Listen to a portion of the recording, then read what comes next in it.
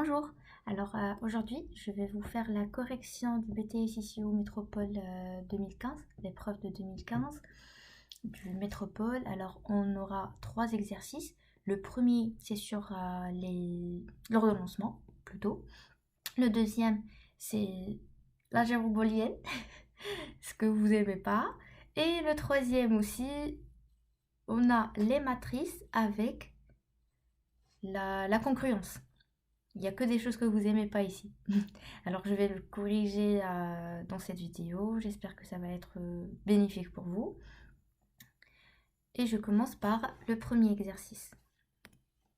Je vais prendre juste le tableau. Et comme je vous dis toujours, les exercices des graphes, c'est toujours les mêmes questions qui se répètent. Alors, on a la première question, c'est la détermination des niveaux. La deuxième, c'est détermination des successeurs. Puis, il vous demande de tracer le graphe MPM. Et il vous demande la durée minimale du projet et le chemin critique. Par la suite, vous allez trouver une ou deux questions pour un changement de planning. Ça veut dire qu'ils vont vous poser des contraintes sur le planning. Ils vont vous demander est-ce que c'est possible de résoudre ces contraintes. Alors, je commence par le premier exercice. Je le mets ici. Et on répond ensemble à la première question.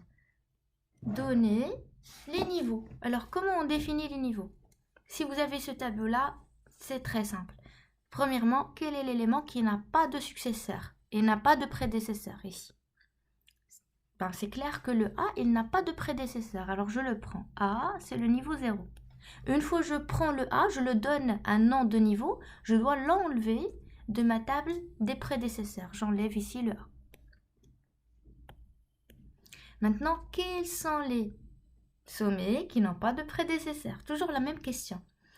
Clair, c'est que c'est le B. Alors, je donne au B le 1, c'est le niveau 1. Une fois que je le donne un nom, je le supprime. Alors, je supprime à chaque fois que je trouve B. Le niveau suivant, c'est C et D. J'enlève maintenant C et D de mon graphe. Il me reste E et F, c'est le niveau 3. J'enlève E et F, il me reste G, c'est le niveau 4. J'enlève G, il me reste H, c'est le niveau 5. Là, j'ai terminé la première question. J'ai déjà gagné ici un 0,5. Je passe pour définir les successeurs. Alors, pour définir les successeurs, je vais les ajouter juste là. Pour le A, je vais vérifier où le A apparaît comme prédécesseur. Le A apparaît comme prédécesseur pour le B. Alors, son successeur, c'est le B. Pour B, il apparaît dans le C et D. Alors, je mets ici C et D. Pour C, il apparaît pour F et G. Alors, je mets ici F et G. Pour D, il apparaît en E et F. Je mets ici E et F. Pour F, seulement avant H. Pour G, aussi seulement avant H. Alors, j'ai oublié le E. Le E, c'est avant G. Et les deux autres, c'est avant H. Le H n'apparaît pas, alors c'est la dernière tâche. Il n'a pas de successeur. Ça, c'est les successeurs. Déjà ici, j'ai un autre 0,5. Je passe. Il me demande de tracer mon graphe MPM.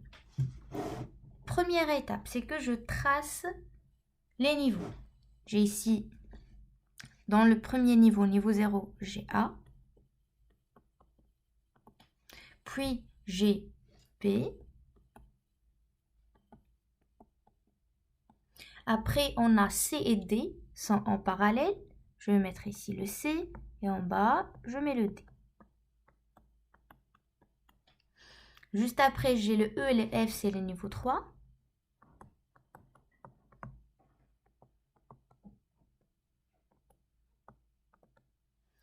Et on a G dans le niveau 4 et le H dans le niveau 5. J'ajoute mes deux tâche fictive, la tâche début et la tâche fin. Maintenant, je vais renseigner les durées. Alors, la durée de A, c'est 2. Durée de B aussi 2. C, c'est 1. D, c'est 4. E, c'est 1. F, c'est 2. G, c'est 2. Et H, c'est 1. La fin et la début, ce sont des tâches fictives. Alors, leur durée, c'est 0. C'est bon. Maintenant, je commence à faire les liaisons. Pour faire les liaisons, je vais utiliser les successeurs. Alors, je suis sur A. De A, il y a une flèche de A vers B. Alors, je vais mettre une flèche de A vers B. De B, il y a deux flèches, une vers C et l'autre vers D. Une vers C et l'autre vers D. Et puis, de C, j'ai aussi deux flèches, une vers F et l'autre directement vers G. De D, j'ai aussi deux flèches, une vers F et l'autre vers E. Pour E, j'ai une flèche vers G. Et de F, j'ai une flèche vers H. De G, j'ai une flèche vers H. Et H, il n'y a pas de flèche. Alors, tout ce qu'il me reste, c'est la tâche fin et la tâche début qui doivent être reliées. Alors, la tâche début, je la relie avec la première tâche. Et la tâche fin, elle est reliée avec la dernière tâche. Juste avec ça, j'ai gagné un point de plus. Je n'ai pas encore renseigné les dates de début au plus tôt, ni les dates de début au plus tard. Maintenant, pour les dates de début au plus tôt, qu'est-ce que je fais? Toujours, pour le début, on commence au jour J plus 0, ça veut dire le jour J. Et je vais faire 0 plus la durée de la tâche. 0 plus 0, ça me donne 0, je le mets ici. 0 plus 2, ça me donne 2, je le mets ici. 2 plus 2, c'est 4. 2 plus 2, c'est 4. Et je passe. Pour le E, il reçoit une seule flèche de D. Ça me fait 4 plus 4, c'est 8. Par contre, pour le F, il reçoit deux flèches. Il a deux entrées. Il a besoin de l'entrée de la tâche C et de la tâche D. Alors C, il va terminer à 4 plus 1. Il va terminer le jour G plus 5. Par contre, D, il ne termine que G plus 8. Alors si j'ai besoin de deux documents pour travailler. Le premier, je vais le recevoir le 6e jour, le G plus 5. L'autre document, je ne vais le recevoir que le jour G plus 8. Moi, quand est-ce que je peux commencer mon travail? Bien sûr, une fois j'ai les deux. Alors, je dois choisir le maximum. Une fois j'ai la dernière entrée, le dernier document. Alors, je dois commencer mon travail G plus 8. On continue. Pour la tâche G, elle aussi, elle reçoit deux flèches. Une, il vient de C, ça fait 4 plus 1, c'est 5. Et l'autre vient de E. 8 plus 1, ça donne 9. On a dit je prends le maximum, alors je prends le 9. Pour la H, aussi la même chose. Il reçoit 9 plus 2, c'est 11. Et 8 plus 2, c'est 10. Je prends le maximum, c'est 11. Et la fin, j'ai 11 plus 1, c'est 12. Une fois que je suis sur la fin, je prends ce 12-là et je le mets ici. Le 12, ça veut dire mon projet doit se terminer le jour G plus 12. Alors, on doit garder cette durée. On ne peut pas dépasser la durée minimale de notre projet. Et je dois définir, grâce à cette durée, les dates de début au plus tard pour toutes les tâches. Alors, en revenant, qu'est-ce que je vais faire? La date de début au plus tard de la tâche, moins la durée de la tâche précédente. Ça me fait 12 moins 1, c'est 11. Pour la G, 11 moins 2, c'est 9. Pour la F, 11 moins 2, ça me fait aussi 9. Maintenant, pour la E, il reçoit une seule flèche. 9 moins 1, c'est 8. Pour C, il reçoit deux flèches. Alors, 9 moins 1, ça fait 8. Et 9 moins 1, ça fait aussi 8. Alors, je choisis le 8. Je passe pour la D. Elle reçoit aussi deux flèches. 9 moins 4, ça me fait 5. Et 8 moins 4, ça me fait 4. Alors, au plus tard, on choisit le minimum. Alors, le minimum entre 4 et 5, c'est 4. Je passe. Pour la B aussi, la même chose. Il reçoit 8 moins 2, c'est 6. Et 4 moins 2, c'est 2. Alors, je choisis le minimum, c'est 2. 2 moins 2, ça me fait 0. Et 0 moins 0, c'est 0. Et là, j'ai terminé. J'ai gagné encore 4 points de plus. Clair? Alors, pas tout à fait 4. Là, j'ai 3. Les 4, c'est pour déterminer, premièrement, la durée de mon projet. Alors, c'est une question cadeau. La durée du projet. Toujours, c'est la date de fin moins la date de début. Ça me fait 12 moins 0, c'est 12. Alors là, c'est en jours. Alors, j'en mentionne ici que c'est en jours. Deuxième question, c'est le chemin critique. Qu'est-ce que c'est que le chemin critique? C'est un chemin qui contient des tâches critiques. Qu'est-ce que c'est que des tâches critiques? C'est des tâches dont la marge totale est égale à 0. Comment on calcule la marge totale? C'est la date de début au plus tard moins la date de début au plus tôt. Plus simplement, les tâches dont ils ont la même date de début au plus tard que la date de début au plus tôt. C'est la même chose. 2, 2, 4, 4, 8, 8, 9, 9, 11, 11. Alors, mon chemin critique, c'est A, B, D, E, G et H. Alors, sur ces tâches-là, je ne dois faire aucun changement. Si je fais du changement ou bien je fais du retard sur ces tâches, je ne peux pas délivrer mon travail au bon moment. Ça, c'était pour la partie commune. Dans n'importe quel exercice de graphe, vous allez trouver les mêmes questions et vous devez suivre les mêmes étapes que moi. La question que je vous ai dit qui change, c'est seulement cette dernière-là. Et ils vous font un changement de la situation. Alors, il me dit pour des questions de gestion du personnel, la société de services et d'ingénierie informatique ne souhaite pas mobiliser plus de 3 intervenants par jour. Peut-on planifier des tâches avec cette contrainte sans modifier la durée du projet? Alors, une fois j'entends le mot que je ne dois pas modifier la durée totale de mon projet, automatiquement, je comprends que je ne dois pas toucher à ces tâches-là, les tâches critiques. Je dois faire des changements seulement sur les tâches qui ne sont pas critiques. Alors, quelles sont les tâches qui ne sont pas critiques? Premièrement, j'ai le C et la deuxième, c'est F. Alors, je peux jouer juste avec ces 2 tâches. Allez, on commence. Pour la tâche A, est-ce qu'on a un problème ici? La tâche A, il commence le jour J et il se termine le jour G plus 2. Alors, de la date G au G plus 2, on a 2 intervenants. C'est bien, on n'a pas dépassé la limite.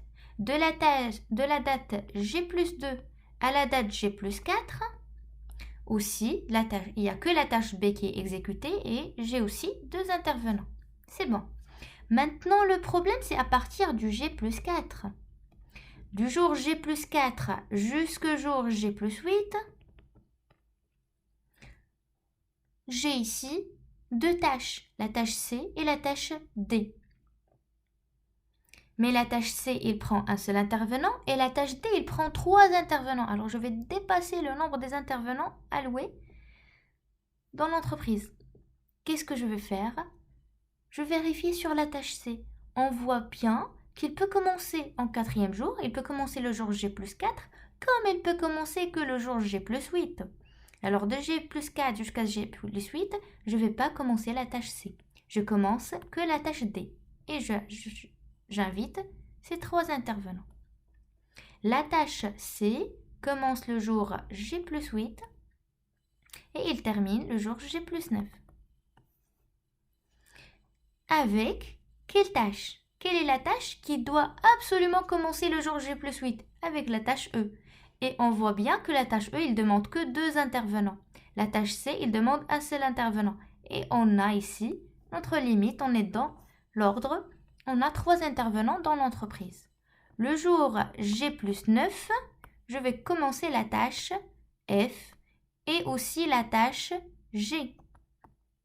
La tâche F, il demande un seul intervenant et la tâche G, il demande 2 intervenants. À ce moment-là, j'ai 3 intervenants dans l'entreprise.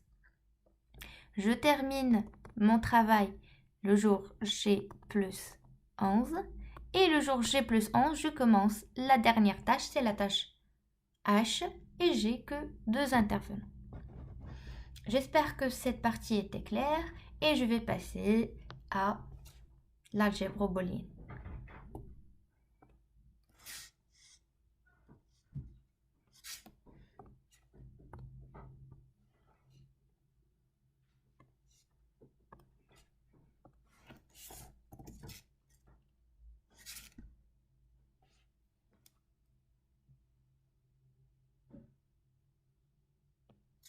Alors, il me dit, une association sportive souhaite recruter une personne pour animer son site internet et dynamiser son image. Le candidat recruté devra remplir l'une au moins des 4 conditions suivantes. Encore, pour l'algèbre booléenne, vous avez 3 compétences à maîtriser. Comment définir une expression booléenne, comment simplifier une expression booléenne et comment utiliser cette expression booléenne. Ça veut dire, première question, il vous demande de définir l'expression booléenne, puis la simplifier. La troisième question, ça va être toujours un changement dans la situation. Soit il vous demande le contraire, soit ils vont vous demander de donner une partie de cette expression. L'essentiel, c'est que les 2 premières questions, c'est juste sur l'expression que vous avez. Alors, écrire une expression booléenne E, traduisant globalement les conditions de recrutement. Comment je vais traduire toutes ces phrases-là en une seule expression? Je commence. Je vais écrire mon E ici, égale. Chaque condition, puisque je vais choisir l'une en moins, alors c'est soit la première, ou la deuxième, ou la troisième, ou la quatrième. J'ai ici 4 phrases, alors 4 possibilités. Je commence par la première. Il me dit avoir des connaissances en informatique, mais avant de commencer à lire les conditions, vous devez lire les variables. Alors la première variable A, c'est que la personne est membre dans l'association. Si une personne est membre de l'association, je vais mettre A. Sinon, s'il n'est pas membre de l'association, je vais mettre A bar. Si la personne a des connaissances en informatique, si c'est une personne qui a des connaissances en informatique, je mets le B. Sinon, je mets B bar. Si la personne est en contrat avec la mairie, je mets C. Sinon, je mets C bar. Allez, on revient aux conditions. Avoir des connaissances en informatique. Où j'ai vu avoir des connaissances en informatique, c'est B. Alors, je mets ici B. Et, alors fois. Être sous contrat avec la mairie. Être sous contrat avec la mairie, c'est C. J'ai terminé la première, c'est tout. Je mets B fois C. Je passe maintenant à la deuxième. Ne pas avoir de connaissances particulières en informatique. Ça va me faire ici B bar. Mais, et, être membre de l'association. Alors, être membre de l'association, c'est A. Fois A. Et être sous contrat avec la mairie. Et C. Fois C. Alors, ça me fait A, B bar, C. Je passe à la phrase suivante. Ne pas être membre de l'association. Ne pas être membre de l'association, c'est le contraire de A. Alors, je mets A bar. Être sous contrat avec la mairie, c'est C. Je mets fois C. J'ai terminé la phrase, oui. Alors, je prends A bar, C. La dernière phrase, ne pas être sous contrat avec la mairie, le contraire de C, alors C bar, et être membre de l'association. Être membre de l'association, c'est A. Alors A, C bar. A, C bar. J'ai terminé la première question. J'ai trouvé que E égale BC, plus AB bar C plus A bar C plus AC bar. Alors maintenant, je vais tracer ma table de Carnot pour simplifier mon expression. Première chose, avant de tracer la table de Carnot, je dois avoir une fonction sous forme déjonctif. Alors, je dois avoir ici un produit plus un produit plus un produit plus un produit. Si par exemple, j'avais A bar facteur de AC ou bien j'avais A bar facteur de C plus C bar, je ne peux pas le commencer comme ça. Je dois le simplifier. Je dois simplifier que c'est A bar B plus A bar C bar. Une fois c'est fait, je peux commencer à tracer ma table de Carnot. Maintenant, combien de colonnes et combien de lignes je dois tracer? J'ai combien de variables ici? J'ai 3 variables. On a dit que les variables, je les trace 2 par 2. Je vais prendre le AB ensemble. Il me reste le C. Alors, pour AB, ce sont 2. Toujours, vous mettez le chiffre 2 et vous mettez en puissance le nombre des variables que vous avez. J'ai 2 variables, alors c'est 2 à la puissance 2. Ça me donne 4. Alors, pour le AB, j'aurai besoin de 4 cases, 4 possibilités. Maintenant, pour la deuxième, pour C, j'ai une seule, alors je mets 2 à la puissance 1, ça me fait 2. Alors, j'ai besoin que 2 possibilités. Le C, c'est soit 0, soit 1, soit c'est C, soit c'est C bar.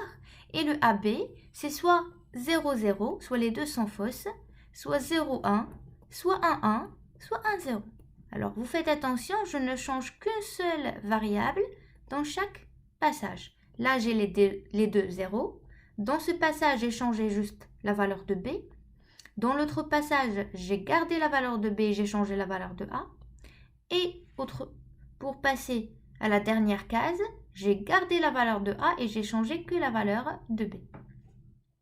Maintenant, comment remplir cette table? Alors, je vous donne des conseils pour avoir un tableau fiable. Première chose, vous allez numéroter vos cases. Alors, 1, 2, 3, 4, 5, 6, 7 et 8. Et je vais vous donner une méthode très fiable pour remplir la table. Laquelle? Alors là, j'ai combien d'éléments? 2. Je vais avoir ici, je trace ici un tableau de 2 éléments. J'ai ici le B et là le C. Dans cette partie, je vais renseigner le numéro des cases où B égale à 1. Alors, B égale à 1 dans la case 2 et dans la case 6, dans la case 3 et dans la case 7. Je passe à C maintenant. Quelles sont les cases pour lesquelles C égale à 1? C égale à 1 pour la case 5, la case 6, 7 et 8. Maintenant que c'est renseigné, qu'est-ce que je dois faire? Je prends que les numéros de cases qui sont communes entre la première partie et la deuxième. Le 2, est-ce que c'est commun? Non. Le 6, est-ce que c'est commun? Oui, je le prends. Le 3, est-ce que c'est commun? Non. Le 7, est-ce que c'est commun? Oui, je le prends. Le 5, non. Le 8, non. Alors, je prends que la case 6 et la case 7. Sur la case 6, je mets 1. La case 7, je mets encore un autre 1.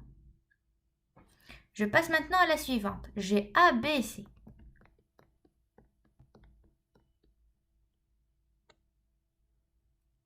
Je pense que c'était AB bar.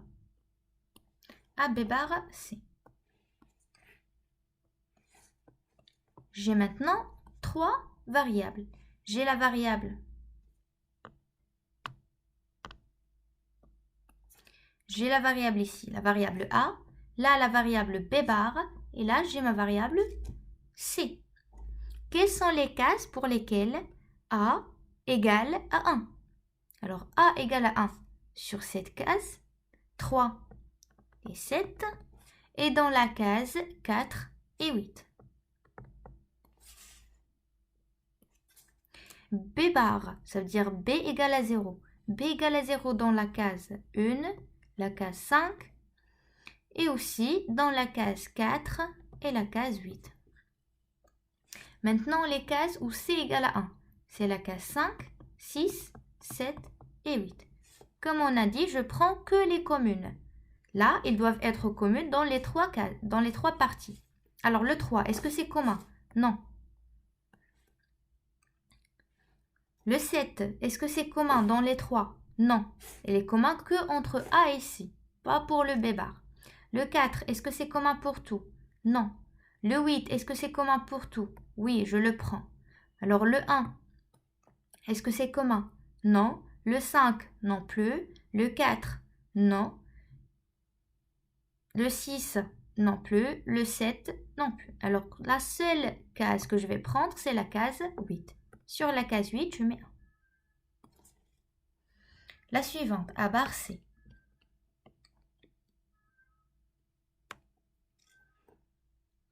Je mets ici A bar avec C. Les cases où A égale à 0.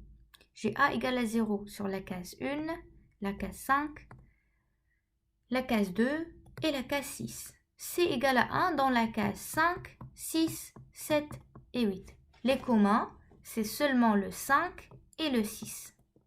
Alors je mets 1 sur la 5 et sur la 6.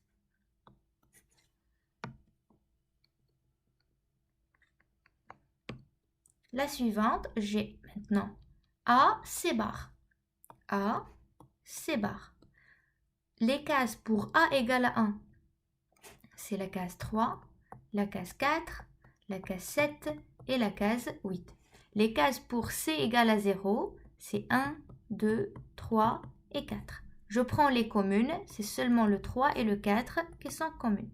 7 non, 8 non, 1, 2, 1 non et le 2 aussi, il n'est pas commun. Alors je prends le 3 et le 4, je mets 1 ici et 1 là. J'ai terminé? Oui, alors j'ai terminé pour la première, deuxième, troisième et là, on a terminé avec la quatrième A, C bar. Maintenant, j'ai rempli ma table. Je rajoute ici des zéros. Les places que je laisse vides, je les remplis par des zéros.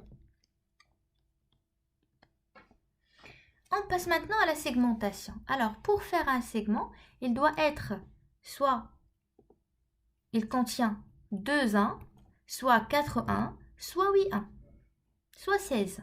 Pour nous, maintenant, on n'a que les possibilités 2, 4 ou 8. Alors, je commence. Toujours du plus grand au plus petit. Est-ce que j'ai ici une possibilité de faire un segment ressemblé? Oui, 1. Non. Est-ce que j'ai une possibilité de ressembler 4, 1? Oui. Lesquels? Alors, par exemple, moi, j'ai vu celle-là, du bas. Au premier. C'est bon, je les ai entourés. Quand je les entoure, c'est comme si j'oublie le reste du tableau. Ça, c'est comme si je ne le vois pas. Et je vais prendre que les éléments qui n'ont pas changé de valeur. Comment ça? Alors, pour la première case, je vais faire un traitement variable par variable. Je fais le traitement que pour la variable A maintenant. La variable A, elle est égale à combien dans cette case, la case 5? A égale à 0. Dans la case 6, A égale à combien? Elle égale toujours à 0. Dans la case 7, A égale à combien? A égale à 1. Alors là, il était sur 0, il est devenu 1. Je ne la prends pas. Je passe.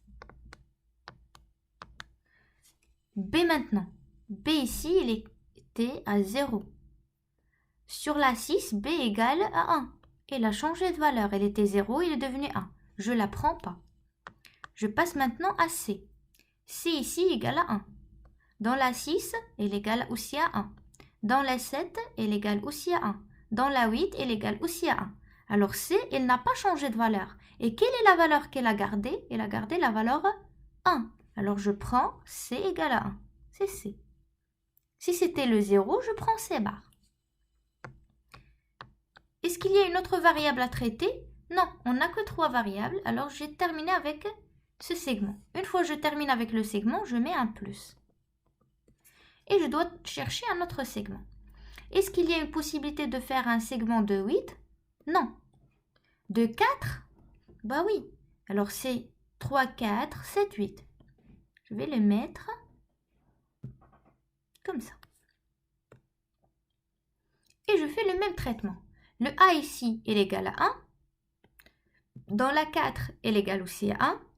Dans la 7 est égal à 1. Et dans la 8 est égal à 1. Parfait. Quelle est la valeur qu'elle a gardée? Elle a gardé la valeur 1.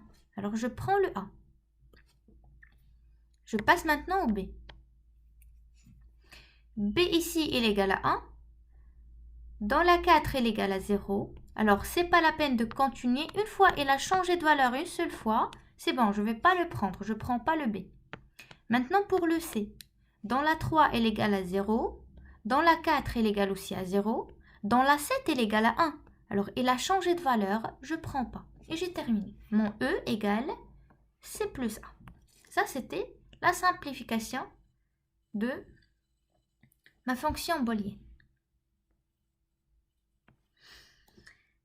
Troisième question, elle me dit un candidat ayant des connaissances en informatique se présente, mais il est écarté car il ne correspond pas aux critères de recrutement. Que peut-on déduire sur le profil de ce candidat? Alors il me dit qu'il y a un candidat qui était écarté. Alors écarté, ça veut dire que je dois chercher sur les zéros. Ce n'est pas quelqu'un qui est accepté, c'est pas un 1, c'est un 0. D'accord? Il me dit qu'il a des connaissances en informatique. Alors pour lui, B égale à 1. Alors je cherche pour les zéros où B égale à 1. C'est ça? Cette case, c'est la case 2. Alors il cherche les autres informations sur le candidat. Je vais lui dire que candidat égale A égale à 0. Ça veut dire j'ai le A bar, B, C bar. Cette personne, certes, elle a des connaissances en informatique, mais elle n'est pas membre de l'association et il n'a pas de contrat avec la mairie. Alors, je pense que la vidéo est devenue très lente maintenant. Je vais vous laisser avec cette vidéo et je fais l'exercice suivant dans une autre vidéo. J'espère que c'est clair pour vous et laissez-moi vos questions.